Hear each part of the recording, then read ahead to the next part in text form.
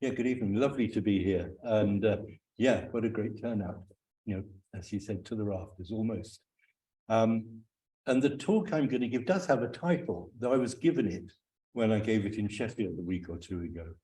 The title they gave me, having said this is definitely not a book launch, was Sangharakshita, the Great Translator.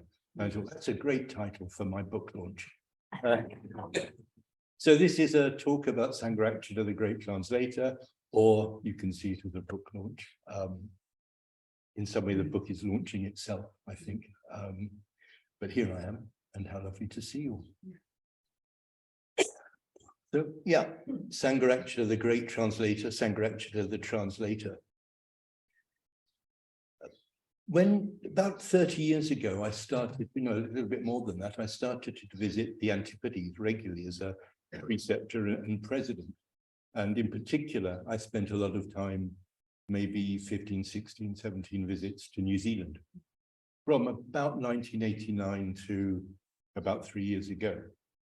And what was going on, I've been something of an insomniac occasionally and would listen to what they call talkback radio through the night, phone-in programs, as we call them in England. And the conversations at the time were often from one side or another of an issue that was really getting big in New Zealand, which was a lot of court cases and protests coming from the Maori population as they strove to get the rights and the properties that they should own by hereditary, and which they had been granted by the Treaty of Waitangi, which was made, I think, in 1840.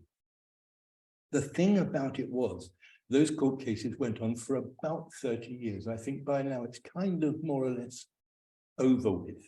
But the treaty was, in a sense, quite mature, that the income, as the Pakihas they're known from, particularly from Britain, but also from Holland and elsewhere, mainly whalers and various other kind of rough people.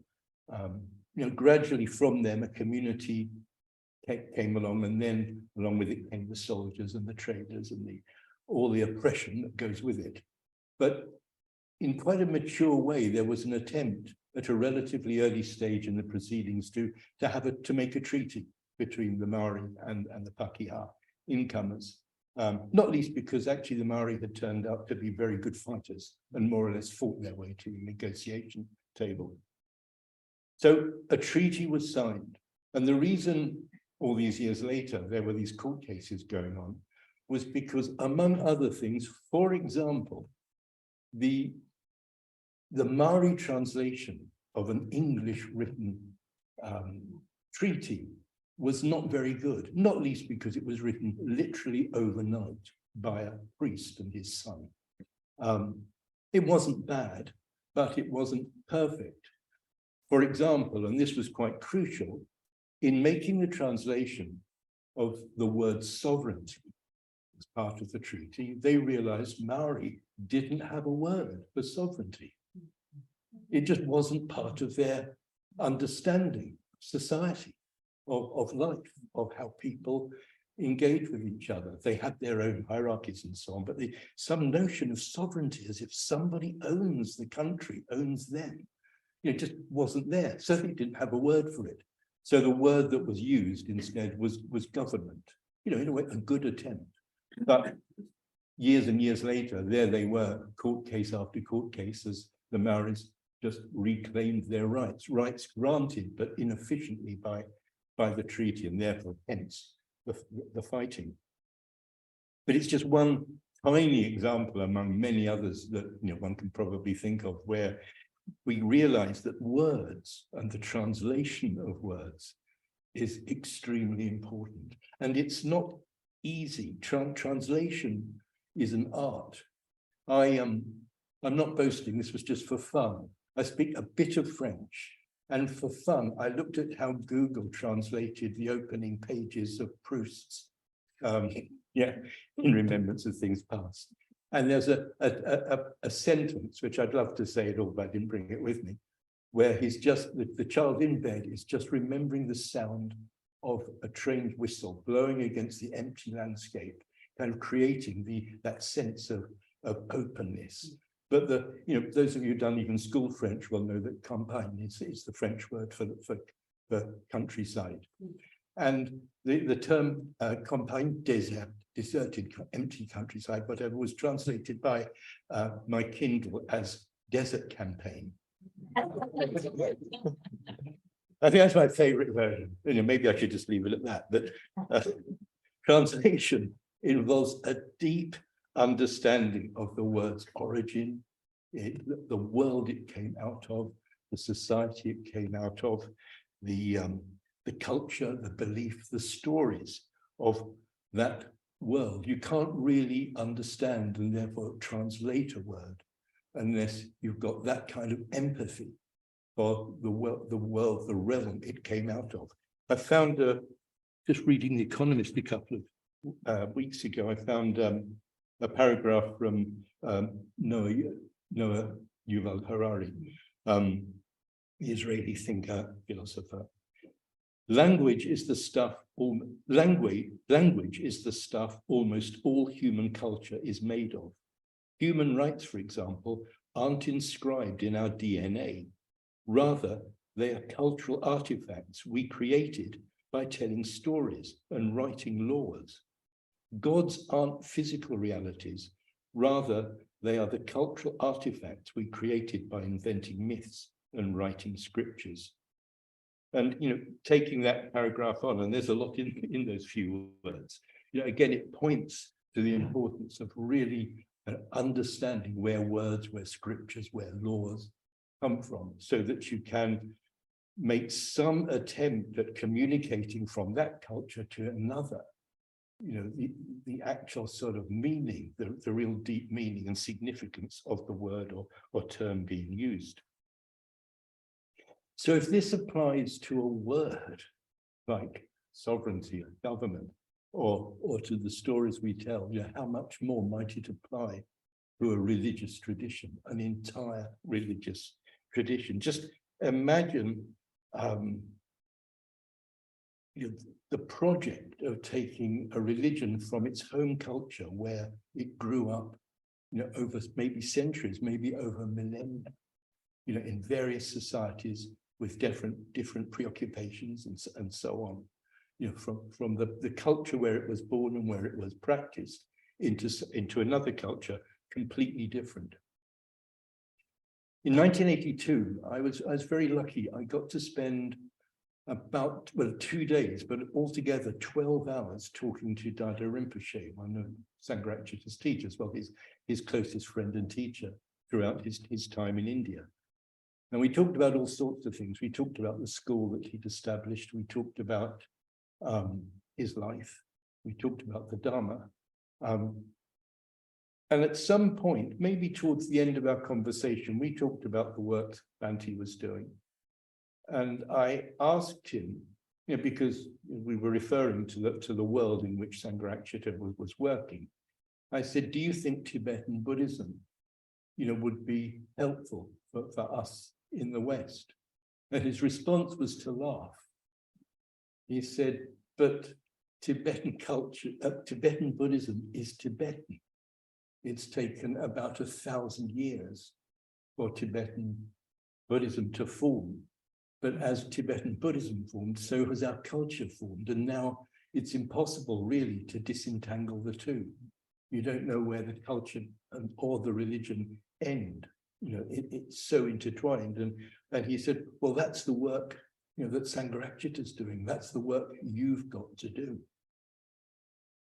And his Buddhism, Dada Rinpoche's Buddhism, Tibetan Buddhism, or even the Gelug school of Tibetan Buddhism, is just one tiny fragment of the project.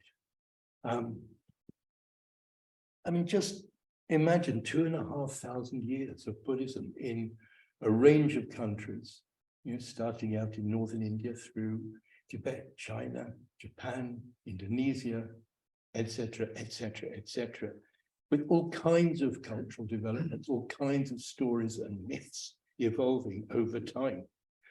And if you think then of just how different, how particular Buddhism is, a religion unlike many others, and unlike most others, it doesn't even have a God. It has a completely different conception of what it's for, why people should practice it, what the purpose of the religion is. There's no God, there's no supreme being, no creator, no judge, no salvation, no forgiveness, and so on.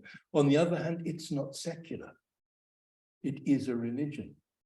And I suppose that's briefly illustrated by the meeting the Buddha had shortly after his enlightenment, when he was walking from Bodh Gaya to Sarnath. Along the way, this was one of my favorite stories, I don't know why, but he meets somebody on the way, the paths intersect, and there's a complete stranger who looks at the Buddha as they approach. And the Buddha is obviously special. In some way, he glows. There's something about him. So when they finally meet, he says to the Buddha, he says, "What are you? Are you a God? Are you a deva? Are you a spirit? An air spirit, a land spirit? Are you a goblin, a yaksha? Are you a human being? What are you?" And the Buddha says, well, the psychological conditionings according to which you could describe me as a God, as a spirit, an air spirit, an earth spirit, or even as a human being, they just no longer obtain in me. They're completely passed beyond. Therefore, the only word you can use to describe me is as a Buddha. In other words, as someone who's woken up beyond all those definitions, all those conditionings, into something that, in other words, transcends what we normally consider as human. So in that way, there's no God, but then nor is Buddhism secular. It is a religion. It has some transcendent aim, goal. Well, the state of enlightenment of, which Bhante once just summed up in a couple of words as moral and spiritual perfection. But there are other ways of summing it up. But for a while, people looking on in the West at Buddhism as it kind of arrived into our world could see that it had promise, that it could be a very important force to bring into our world. Schopenhauer is kind of famous for having suggested that when Buddhism arrived in the West, it could bring about a renaissance equivalent to what happened in Italy, in the medieval era. But at the same time, it was then when Schopenhauer spoke, it was extremely new, and even now, it's really worth realizing just how new to the West, how new, if you like, to the post-industrial modern world Buddhism is.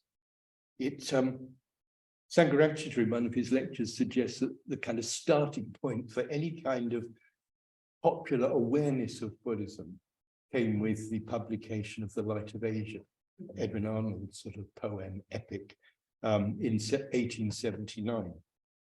The London Buddhist Society, which was probably the preeminent Western Buddhist institution, not just British, but probably that would include America and even continental Europe. That was founded in 1924 as an offshoot of the Theosophical Society. People traveled and obviously brought back stories and wrote their books, their travel books. And of course, people started to do translations. And for various reasons, the Pali texts, the texts of the older school, what we sometimes call the Hinayana school, the Theravada school, they seem to be translated before and more often than texts from other parts of the Buddhist tradition. But even with that, people were aware, were beginning to realize that Buddhism was not just very different, but dazzlingly exotic, dazzlingly various, and also dazzlingly alien and confusing. People really didn't know what to make of it. I'm sort of reminded of the stories, and I don't know how true they are. I've never known whether to believe them, but the stories of the native population, say, of America, North America, of South America, of Indonesia, when traders' ships started turning up, these galleons with these billowing sails, they turned up in the sort of some quiet bay, some inlet, looking for safe haven. The locals literally didn't see them. As one commentator put it, these events, these artifices were so alien that their mental slots and receptors were unable to process the ships. So the ships remained invisible to them. And there was something like that started to happen with Buddhism. The kind of mental habits that we had, the suppositions and assumptions we made about what a religion is simply didn't fit what was coming to people. And what was coming to people, more than anything else, was, that was at least acceptable and understandable up to a point, were the simple, very human stories from the Pali Canon, which kind of made clear that Buddhism had something to say about ethics, something maybe a bit Socratic about the good life. But people were not really understanding, recognizing, or even seeing Buddhism for what it was. I'll read you something that a commentator wrote. It's a little bit, it's not too long, but this was written in the 50s. So even, it gives a sense how things were going even then. And this is a commentator looking at the state of awareness of Buddhism, even within the scholarly community. Referring back to the sort of points I've just made about just how hard it was for people to get to grok, to understand Buddhism. He wrote, "Those doctrines, which an Occidental mentality found difficult of comprehension, were precisely those which in the Pali Canon are only mentioned or touched upon very lightly, without the profound investigation, the thorough grasp of the later protagonists in the history of Buddhist thought, such as Nagarjuna, Vasubandhu, Asanga, etc. Thus, we were given only that which we could assimilate without having to reorganize the processes of our cognition, while the equally valuable doctrines which were in later ages developed or logically expatiated from primitive Buddhism by the lucid and profound minds above mentioned, we either did not know or knowing did not appreciate."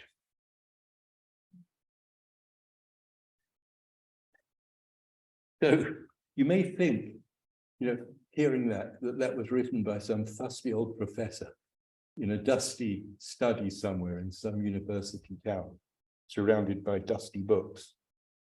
But you'd be wrong. It was written by an 18-year-old army conscript named Dennis Lingwood. It was the first essay of his that was ever published in the Middle Way when he was 18 years old. Even then, and it's a fairly lengthy essay, of which that's a tiny extract. He was just pointing out that people in the West did not, and in a way could not, get Buddhism. They really needed to understand it in breadth and in depth before they could even begin, not only to understand it, but to start to recognize, to perceive what it was that held it all together, that made of it not some random bundle of alien beliefs and myths, but a coherent religious enterprise. It was an extraordinary essay, all the more extraordinary for being written by somebody at that point who had almost no schooling. It was obviously intended as a corrective to what was going on around him, but also there's no question it was a clarion call. In some ways, you could read it as a manifesto and even a promise. Ultimately, it is the foundation of us sitting here tonight. Even in those words written by Dennis at that age, we can see the roots of Triratna and our approach to the Dharma, our translation of the Dharma.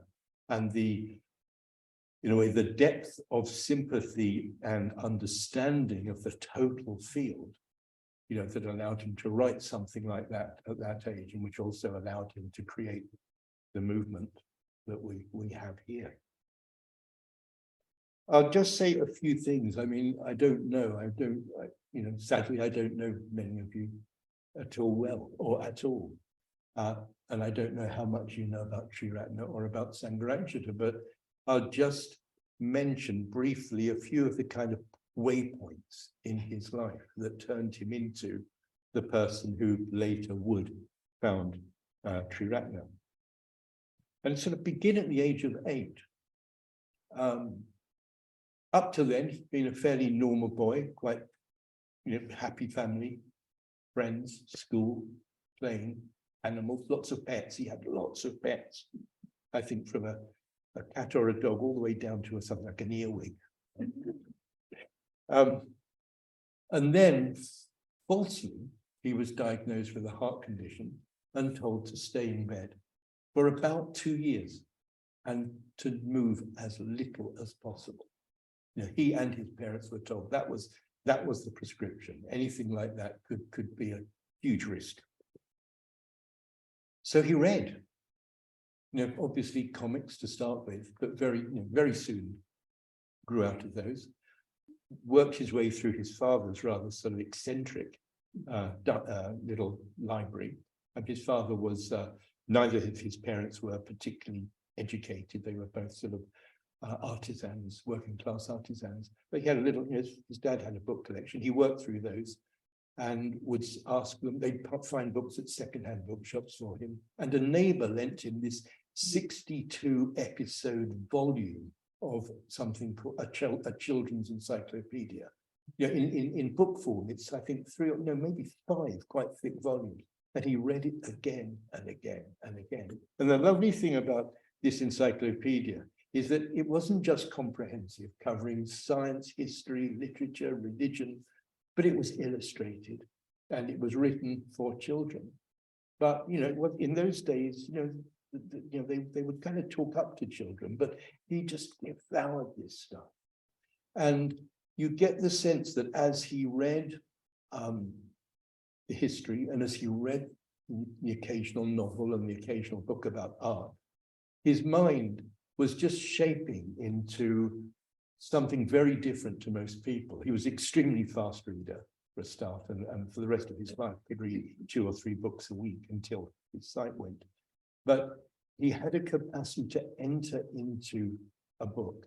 He would say that when he read a book, he just identified, he couldn't help just identifying with it as if he was the author. And it would only be later on that his critical faculties would get involved, and then he could reflect on it. But in the reading, he was there, he was in it. And so this is a very short extract I'd love to just give you from his memoirs of that age. He's just describing what it was like to be him in bed with these encyclopedias and the effect they had on him. He wrote, "The heroes of ancient and modern tragedy trod my bedside rug for their stage. Perseus slew Medusa the Gorgon. Hercules performed his 12 labors, and Jason went in search of the golden fleece in my sight. The cross on which Christ was crucified, the tree beneath which the Buddha attained enlightenment, had their roots in the floor of my room.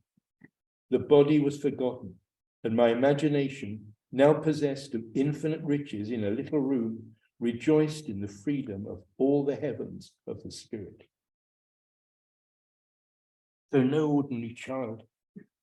He had, when he went back to school, they had to put him into a class 2 years above his biological age because he was just so far ahead of the other kids. When he was 13, he was given Paradise Lost for Christmas. It was his big, I don't know if any of you have read it. No doubt someone here has, few maybe, but 13 years old. He not only read it, and from then on knew that he wanted to be a poet, but he wrote a 500-word epic poem in the style of Milton. That's what he was like as a child, very unbearable. But my goodness. In those sort of years, as he wandered the streets of South London, South London, he grew up in Tooting, looking usually for secondhand bookshops and curio junk shops and so on. He would sometimes have visions. He started to have visions. Sometimes he would just feel his whole consciousness expanding, or he would see people around him as if they were just not real, almost like ghosts. And in particular, he sometimes would just wonder and almost try and squeeze his consciousness or expand his consciousness, however you look at it, into a place where he could be inside the minds of everyone around him, because it seemed absurd that consciousness could be just located in one place. So these were the kind of preoccupations he just carried around with him, along with all the material he read. And this was, the age of 13, 14, 15. And then when he was 16, as well as reading Madame Blavatsky's Iced Sun Veiled, which convinced him that he wasn't a Christian. And it's an interesting little factoid that he would always include that in the story of his life, as if it was something significant to what followed. Because he wasn't before that particularly religious. He went to church with the Boys' Brigade. There were hymns and things. He hadn't really thought of himself as a Christian, but reading that book, the experience of liberation he had from something he wasn't even aware of, that was kind of holding him in a particular place, was incredibly important, incredibly liberating, interesting. But what happens very soon afterwards was that he came across the Diamond Sutra, a translation of the Diamond Sutra, and also a little bit after that, a translation of the Sutra of Hui Neng, or Hui Lang, as he refers to it. Now, again, I don't know how many of you have read the Diamond Sutra, and I don't know how many of you have read it and kind of got it. It's I think I describe it as a sort of a tumbling cascade of non sequiturs and paradoxes.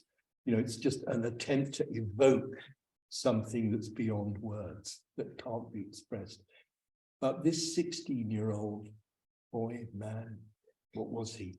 Read it, and something happened. He just got what it was communicating. Now, I've asked Paramartha, who was his closest friend for the last 30 years of his life, and they studied together. They even studied the Hui Neng Sutra together, one-on-one. I said, do you know what? Sangharakshita always talked about that experience. From then on, he knew he was a Buddhist and always had been. But what was the content of the experience? And even Paramartha said, well, he never talked about it in that way. Sure, it was as if he just saw, as if a flash of lightning had illuminated the whole landscape just for a moment. He just got it. He just saw it. That was as far as Paramartha could go in terms of what Sangharakshita had said even to him. But I think it's worth kind of considering it, because it's such a well-known phrase if you've read or listened to Sangharakshita's lectures. He had this experience, knew he was a Buddhist. I've wondered, well, how important is it to think that that was a kind of his own kind of enlightenment experience, or how deep was it? And I realized when I was thinking about it, particularly writing the book, how do you talk about that? Because I don't know. Lots of people have experiences of that sort. I imagine a few people in the room have had at some point, and maybe at that kind of age, some profound peak mystical experience. I had one. But what happened to Sangharakshita? Was it deeper? Was it bigger? Was it richer? Was it more comprehensive? Or do we just assess it by the fact that even 40 years later, when he was talking to me, he said, all my time as a monk, all my scholarship, all my reading, all the Buddhists I've met in 40 years, nothing has led me to question the validity of that experience I had when I was 16. Whatever it was something that bestowed in him just complete confidence that he was following the Buddha's path. And I suppose the other dimension to what you ponder when you wonder, well, what was that experience? What was its significance? Is to reflect that for the rest of his life, he never did anything else. You know, I lived with him in 2 communities, and I never saw him waste a minute. You know, from that moment, his whole life was directed to penetrating, deepening his understanding, his ability to articulate to himself as well as to others, to live by, you know, to follow where that experience was pointing, and always knew, despite what was to come, that it was essentially and of the essence of what the Buddha must have been talking about, which is interesting because the army took him to India. You know, a year or 2 after that experience, the army, into absolute good fortune, took him to India. I hardly believe his luck.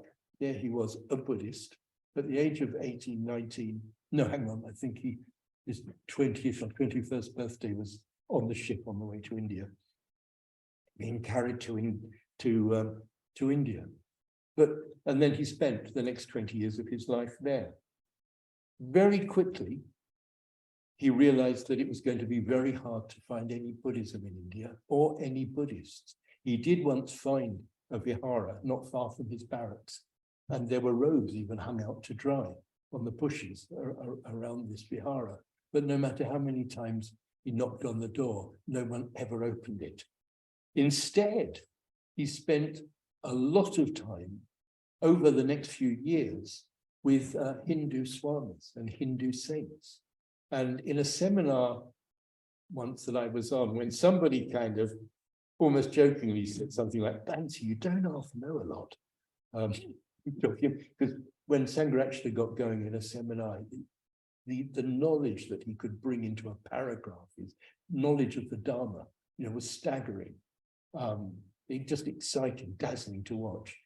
But his answer to that person was, "Believe it or not, I probably know more about Hinduism."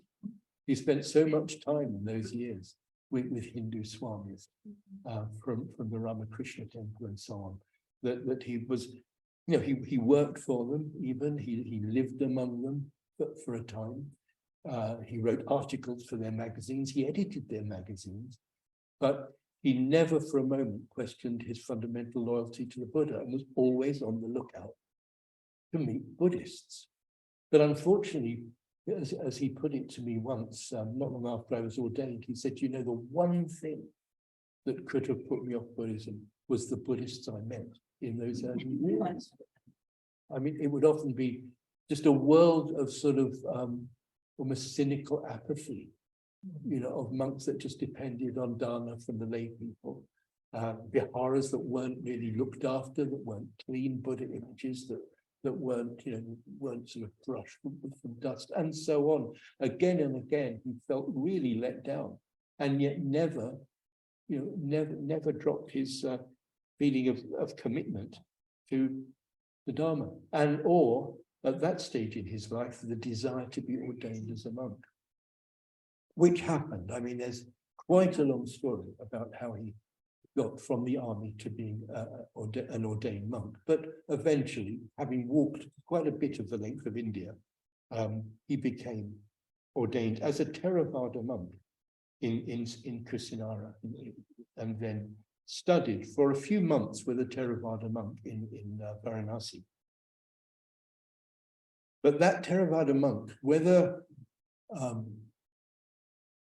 just on some weird impulse or because he intuited something, left Sangharakshita, took him on a sort of vacation trip, which included Bodh Gaya and various pilgrimage places, but ended up in Kalimpong, this small town on the border between India, Tibet, Bhutan, Sikkim, and just said to Sangharakshita, stay here and work for the good of Buddhism, which he did. He spent 14 years in Kalimpong, in this very, very Tibetan Buddhist world, meeting, learning from and teaching Tibetans, teaching a lot of Tibetan lamas English, and young men, teaching them, helping them with their exams, and of course receiving teachings from them, from Tibetans, particularly from Dada Rinpoche, but also from some of the big teachers, Dr. Khyentse, Jamyang Khyentse, Chetaldak Sanjay Dorje, and so on, as well as Mr. Chen, a Chinese hermit, a Chinese yogi. It never, I don't know if it ever crossed his mind, that in doing this, there was no Theravada seniors. His attempt to get into a monastery in Ceylon had fallen at the first hurdle, that because he'd, a renunciate moment had burnt his passport, so he wasn't allowed into what we now call Sri Lanka. But he very happily lived among Tibetans, very happily took initiations from Tibetan teachers. He never seemed to think that was strange. It was, as far as he was concerned, he was following his path.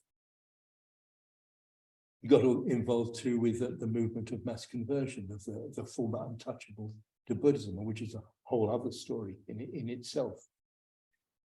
I mean, his life as a Buddhist monk, starting with his ordination in Kusinara, was totally unorthodox. He didn't attach himself to one teacher or to one monastery or one nikaya. Which Chandramani, the man who ordained him, said in ordaining him, he said, look, I'm poor, I am busy working on the restoration of Kusinara as a pilgrimage place. I can't take you on as a disciple. I'll ordain you, but what you do is up to you.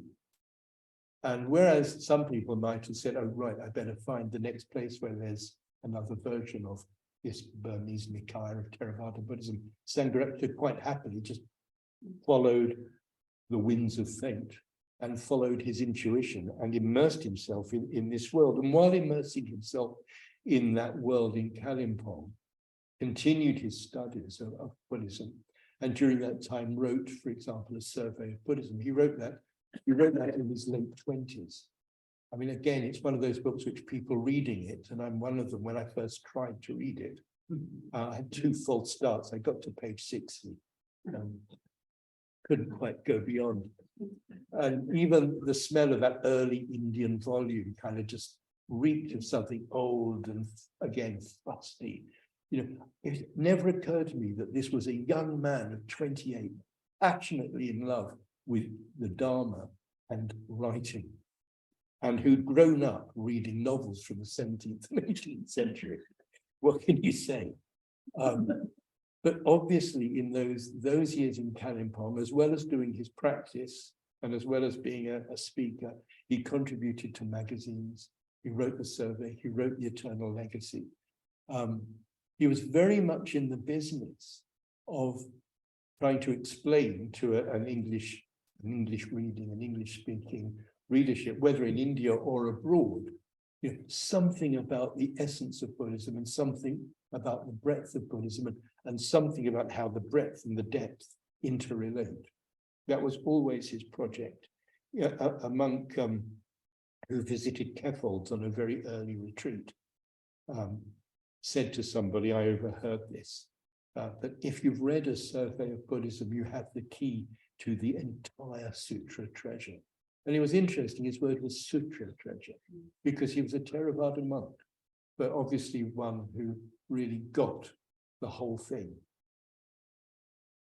I mean, it's no, some people may, some friends of ours, Dzogchen Buddhists, some very sincere, very long-term practitioners said, you do realize that being in Kalimpong with these different initiations, doing all these different practices and having that ordination, that's what a lot of people in our world would consider a failure. Because he didn't have one teacher, he didn't have one practice. He really tried to embrace with his mind and with his practice something much broader. It certainly was incredibly unorthodox, very unconventional, as was his take on issues of lineage, of the Tulku system, of orthodoxy, on the apathy and hypocrisy of so many of the monks that he'd met back in India. But this is who he was. It wasn't a light touch. He wasn't just a butterfly flitting from one thing to the next. You only have to read the survey of the Eternal Legacy to see this was a very serious man. Not only that, but while in Kalimpong, he established the Triyanavadana Vihara, the monastery of the three ways. Committed, in other words, a monastery uniquely committed to the exploration and the practice and the penetrating of all three yanas, the three major divisions of the whole Buddhist tradition, which, interestingly, the Dalai Lama dedicated for him. You could see him, I think it's a way of seeing Sangharakshita is as the first modern Buddhist. So many Buddhists throughout history would have been people who met one teacher at the local monastery, or a monk who maybe passed through the village begging and passing on some teachings. But we moderners, we contemporaries, even back in the 50s and the 40s, it was beginning to be the case that we had access to the teachings of all the schools. They were all coming. This tidal wave of Dharma was coming our way. We had, so we had to have a way of making sense of it. We had to make some way of, well, maybe just deciding to practice one system from one school, or maybe, was it possible? Was it helpful? Was it possibly what we might need? To not restrict ourselves, but to recognize there is this vast tradition that does have some fundamental unity, and that we could benefit from engaging with all of it in some way. I think the thing about Sangharakshita's work was that he appreciated, even at that age, even at that time, that there was an underlying intention behind all of it. Right at the core of it, and this sounds like a truism, but at the core of it all, it's the Buddha's enlightenment. Is a vision. And then through time, through different cultures, through different personalities, different psychological types, different character types, the attempt to communicate that essential truth at the heart of Buddhism, to make it meaningful, useful, fruitful. Gifted teachers had found ways of just communicating that in the way that seemed appropriate at the time. And so, in a way, at the heart of it all, there was an organic process that had been working its way through history. And what we were left with was something that could perhaps apply to the spiritual development of the individual, because at different times in our spiritual lives, in different stages along the way we all follow, and as we change and develop over time, we have different needs. Sometimes we do have the need to really buckle down on our ethical practice. Sometimes we need to engage our depths and our unconscious mind in our practice. We need ritual, devotion, and so on, maybe. And we maybe need at different times meditation and expertise and guidance in that, and so on. So to Sangharakshita, there was a kind of a very uneven egg, egg timer shape of the whole of the tradition, coming to a point in enlightenment, but then radiating out into something that perhaps Westerners who, like it or not, were going to be exposed to all of it, could nevertheless make sense of it and make use of it. And maybe there was some possibility of creating an approach to teaching that made that possible, that allowed that to happen. So this was the man, and this was the attitude of the man that Christmas Humphreys invited over to England. In 1964, there was, in this minuscule Buddhist world, tension, a sort of schism between, probably crudely put, the Buddhist Society and the Hampstead Buddhist Vihara. The Buddhist Society, which was quite in a Zen mode at that time, Hampstead Buddhist Vihara, very much in a Theravada, strict, orthodox, traditional mode. And there were tensions between them. Sangharakshita being known to have this slightly synthetic ecumenical approach, and also being the senior most Buddhist monk, was invited to England. I'm not sure that they fully understood what they were inviting over. But very quickly, Sangharakshita grew impatient with what he saw at the Hampstead Buddhist Vihara, exactly the same kind of rigid sticking to tradition and lineage, and on the basis of which all kinds of hypocrisy was working itself out. So that he wasn't very happy about that, but he just concentrated on visiting Buddhist groups around the country and giving talks at the Buddhist Society and the Vihara and in hired rooms, just to make himself available to all. Now, two things happened after 2 years. Well, several things happened.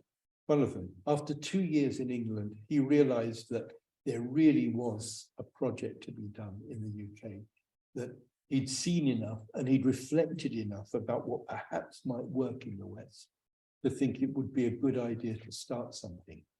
But he and Christmas Humphreys discussed it, decided to add another movement, another organization to the situation would only make things worse, or might only make things worse. So as a sort of an issue of principle and integrity, Sangharakshita put aside the idea of starting his own movement. Along the way, though, he had upset people. He'd upset people from, as he put it, the extreme ends of the two rival camps. He'd also had a friendship with a young man about 10 years or so younger than himself, called Terry Delamere, a photographer for an advertising agency in London, a serial depressive, but also somebody with who, on the basis of an experience he'd had this deep, deep yearning for an experience of, as he put it, the clear white light. He'd had a mystical experience of his own. And there was something about the way they met that they immediately found they could communicate. And I think they had, there are other kind of more complex personal things in common. I've suggested in my book that this was the first time Sangharakshita felt able to talk to another human being about the fact that he was gay, although Terry was absolutely not gay. As Banti put it to me, he was a total ladies' man, but in a very unhappy marriage, with all kinds of problems working itself out there. But somewhere in the way they met, the way they could talk, they became really deep and intimate friends. I don't think Sangharakshita had ever had a truly intimate friendship before that. He'd had a long-term friendship with and traveled with an Indian, Banerjee, as he calls him in his books. But with Terry, something seems to have happened. And in Terry's under Terry's guidance, and Terry was, although deeply into meeting with Sangharakshita on a level of sort of almost mystical purity, was not a Buddhist and not particularly in any way in awe of Sangharakshita as a monk. And it was in Terry's company that they'd go shopping and get Sangharakshita civilian clothes. And Sangharakshita would often stay over at Terry's flat rather than going back to the Vihara after giving a talk. Word got around, gossip started, and people assumed that it was a homosexual relationship. Whether it was that, the gossip, or whether it was because he'd upset people from the different camps, I don't know. It's just one of those conversations that was never had in illness. Either way, when Sangharakshita went back to India, having decided that however he'd do it, his work was now going to be in the West, he went back for a farewell tour to his Indian friends with Terry. And when he got to Kalimpong, there was a letter saying, basically, we don't want you back. We won't support you. And we suggest that you might like to take up your excellent work in India. His response to that was to realize that he was now morally free to start his own movement. So he came straight back to the West. And there was just a handful of people, who gathered around him, supported him, and found a little space in central London, a basement room where he could start to teach. He'd given a talk not long before going on that farewell tour. He'd given a talk at the, I think probably at the College of Psychic Studies, where Vimalachita once worked, but not at the same time. Not as a receptionist. Where was I? In this talk, he suggested that all his travels around England had convinced him that there were probably about 30 people in the country who were in any way seriously committed to Buddhist practice. That's how tiny that world was. But nevertheless, with that handful of friends, I mean, by then there were 1 or 2 temples in the country, 1 or 2 Buddhist institutions like the Buddhist Society, but there was almost nothing. And although there were these groups, there were very few people who were doing Buddhism in any serious way. I mean, the coming years would see, Akam Rinpoche setting up Sami Ling, the Manjushri Institute would be set up, Throstle Hole would be set up, Sumedho would come, and Chithurst would happen. You know, this would all happen in the following sort of 10 years or so, but there's Sangharakshita. He wasn't going to just come over and just be a scholar. He wasn't going to come over and just be a meditation teacher, as quite a lot of people who kind of made their mark have done. And he wasn't coming over just as the representative of one of the subsects of the school. He wanted to give the lot. And he realized he had to, in a way, start from scratch. To do what he wanted to do, in some way, he was going to have to offer to curate the whole Buddhist tradition, all 3 yanas, you know, the so-called Hinayana, Mahayana, Vajrayana, and all 3 jewels, the Buddha, the Dharma, the Sangha. He had to find a way of expressing it, communicating it, translating it in a way that Westerners could understand. Yeah. How do you do that? Just imagine what must it have been like for him, knowing what he did, having the experience he did, having this insight into the English at that time situation. You know, why would you even start? You know, it's extraordinary. I mean, how do you talk about the Buddha, the first jewel? Do you talk about one Buddha? You talk about 5 Buddhas? You talk myriads of kotis of Buddhas? How do you talk about enlightenment, something that is by its nature, as he says in his own book, ineffable, something you can't talk about? Do you introduce history? Do you introduce archetype? Do you introduce myth? Do you suggest that people might get closer to the Buddha, closer to the essence of Buddhism by practicing rituals, by practicing devotion?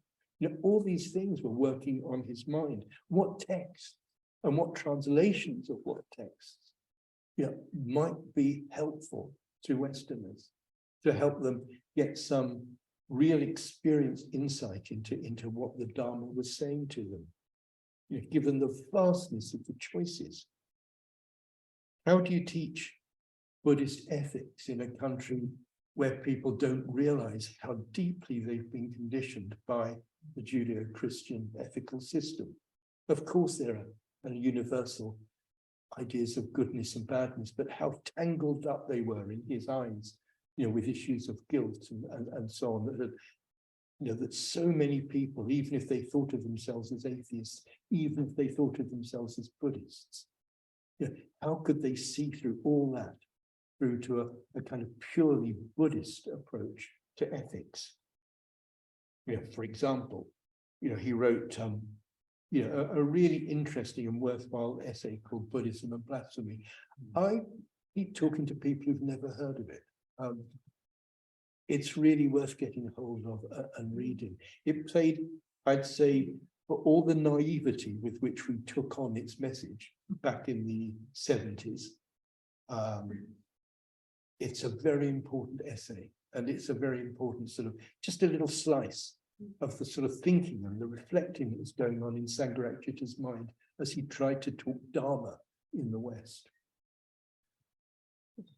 Buddhism is absolutely riven with metaphors and similes and parables. You know, how was he going to communicate them? And should he develop his own?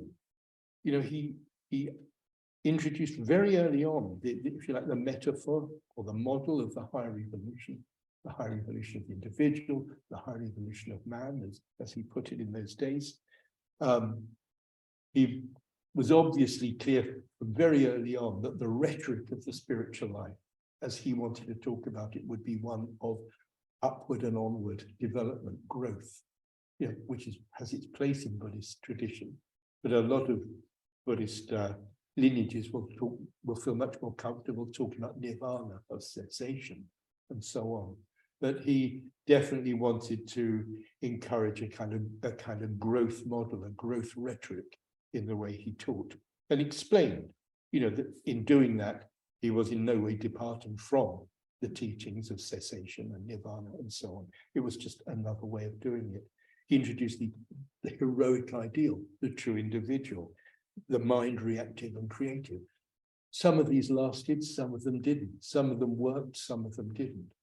But if you look at the history of our tradition, and probably if you read Vajragupta's book on the Tree Ratna story, I can't remember, but he no doubt chronicles, you know, these attempts Bhante made again and again and again, and whether it was just informally across a dinner table or in a lecture or in a book, just finding, you know, ways, models, metaphors, systems, ways of, in a way, grounding the Dharma in our lives and in our culture.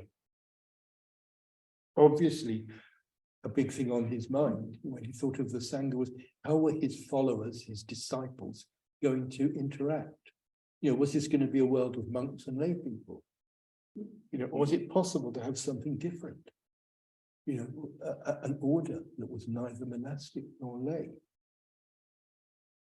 And would there be a kind of a world of vertical friendship? A very good Korean Zen monastery I visited in the States. Very active, very lively, very socially conscious, militant even. But it was very interesting talking to the teacher's disciples.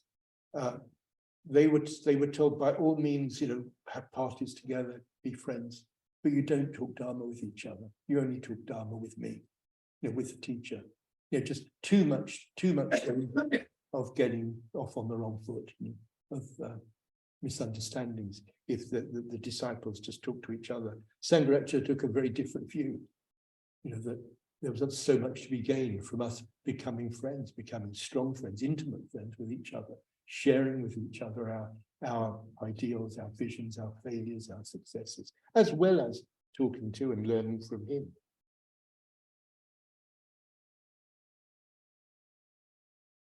And then there's the question of how was he going to manifest in this world?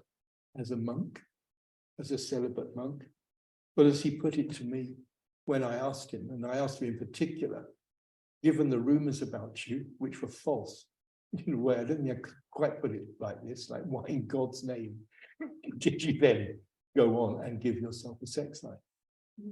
And his answer, you know, his more serious answer was kind of simple. It was not quite a non sequitur. He just said, well, of course, I could have remained celibate, but then we'd have an entirely different kind of order and movement. You know, that's very interesting to ponder. You know, he kind of knew that was not the kind of movement he wanted. And in a way, you know, so where was he in that? And I think his decision was, he had enough trust in his vision, enough trust in his knowledge, enough trust in his insight, enough trust in the fact that he was, in his way, an authentic practicing Buddhist, to feel that he could just be himself. In doing so, as we know, you know, he made mistakes. He had some quite serious mistakes, given his naivety, certainly in the area of you know, sex and human relationships. Not perhaps as many as, you know, people maybe think, but he certainly did make, you know, some mistakes and did some harm. But it was part of a package. You know, it's interesting. Maybe it's sobering to see it that way. But as he put it, I think if he'd done other than he did, you know, some might wish in some ways he had, but here we are, the kind of movement we are, with the kind of friendships we have, the kind of priority we give to the authenticity that's required to practice the spiritual life, the kind of honesty and the willingness to be radical and experimental in our lives that living a spiritual life takes.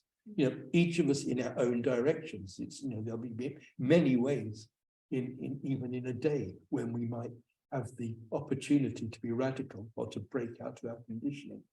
But I think there's something in the DNA of our movement that we owe to, the fact that he gave himself that kind of permission. And in that lecture, is a guru necessary? In the end, he says, well, I'd rather be thought of as a spiritual friend or even as a friend. And in doing that, there's a poem that he wrote where, I won't read the poem, but he just suggests at the end of quite a nice, long sort of, a bunch of lines all kind of saying the same thing, that as a teacher, he wasn't perfect, but he was good enough. And I think, a lot of people would want to see Sangharakshita, on a far higher level than that, just be good enough. But he was willing to accept he wasn't perfect. He often said he was not the ideal person to start a Buddhist movement. But I think there are probably certain ways in which, given who was there, he was. He often sort of lamented that he would have loved to have shared the project of what he was doing with someone else and a peer, in terms of experience. But there was no one. There was no one in the West with the scope of the vision that he had for the kind of movement that he thought the West could benefit from as a way of really engaging with the Dharma as it's come to us after 2,500 years. Over time, the movement developed, models developed, emphases were delineated, the pillars, the lineage, the systems of practice. These things gradually have emerged as Triratna has become Triratna for a start, and not just the Friends of the Western Buddhist Order. And here we are, all these years later, well, 50, whatever it is, 50, about 55 years later, here we are here, even here in this town and around the world. The project is still very young. I like to sort of point out, we occupy 2% of Buddhist history. So it's a bit early to get too cocky. But here we are, we're still here, we're still developing, still evolving. But for a lot of years, Sangharakshita has been an increasingly distant figure.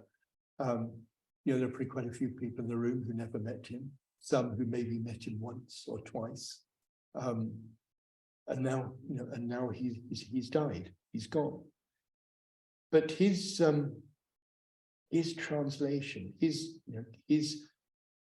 the character behind it, the knowledge behind it, the experience behind the translation of the Dharma, this model, this version, this approach to the Buddha Dharma, this vast, benign system of practice, is at the heart of it is the impulse that Sangharakshita set in motion that came quite directly out of his own practice and his own humanity. Over time, without doubt, as a matter of necessity, Triratna will evolve. Hopefully, other teachers will emerge who are as great or greater than Sangharakshita. We don't know. Let's hope so, because in a way, if they don't, we won't last very long. But at least for now, I think we have a debt to Sangharakshita, who, if you like, injected the DNA of our approach to practice, to doctrine, to the very atmosphere we breathe in a Triratna context. We've inherited that from him, and if you like, the whole world that he's translated into existence. Triratna.